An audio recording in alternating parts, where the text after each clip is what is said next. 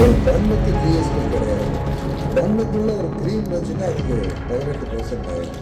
Customer என்ன சொல்றாரு, நீ க்ரீமே ஜாமே போனா நானே வச்சுக்கிறேன். ஆனால் நடக்க முடியல.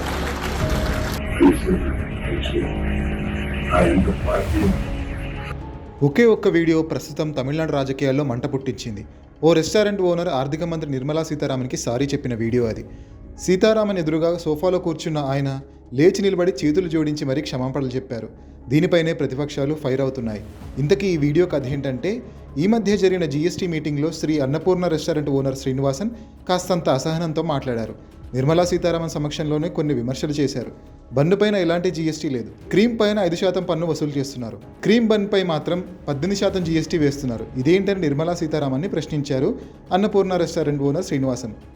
హోటల్కి వస్తున్న వాళ్ళు మీ క్రీమ్ మీ దగ్గరే ఉంచుకోండి, మాకు బన్ను చాలు అని నవ్వుకుంటూ వెళ్ళిపోతున్నారని చెప్పారు. కోయంబత్తూరులో జరిగిన మీటింగ్లో ఈ కామెంట్స్ చేశారు. ఈ వీడియో సోషల్ మీడియాలో వైరల్ అయింది. டிஃப்ரெண்ட்டாக ஜிஎஸ்டி போட்டு கொடுக்கறது கஷ்டமாக இருக்குது. ஒரு பன்னுக்கு ஜிஎஸ்டி கிடையாது.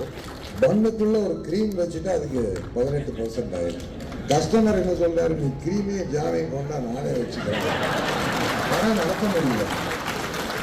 அதனால் ஒன்றா எல்லாத்துக்கும் ஒரே மாதிரி ஜாஸ்தி பண்ணியிருக்கேன். இல்லைண்ணா இன்னொன்று இதே அம்மா உங்கள் எம்எல்ஏ அம்மா தான் இதெல்லாம் பண்ணுறதுக்கு. அவங்க எங்கள் தொகுதியில் இருக்காங்க. கடையில் வந்துட்டு வடநாட்டில் அதிகம் ஸ்வீட் சாப்பிட்றாங்க.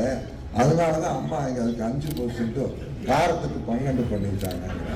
நான் சொன்னேன், இல்லைங்க அப்படியெல்லாம் இல்லை. தமிழ்நாட்டில் ஸ்வீட் காரம் காஃபி அப்படி தான் போகும். அதனால் தயவு செஞ்சு அதை கொஞ்சம் கன்சிடர் பண்ணுங்க மேடம்.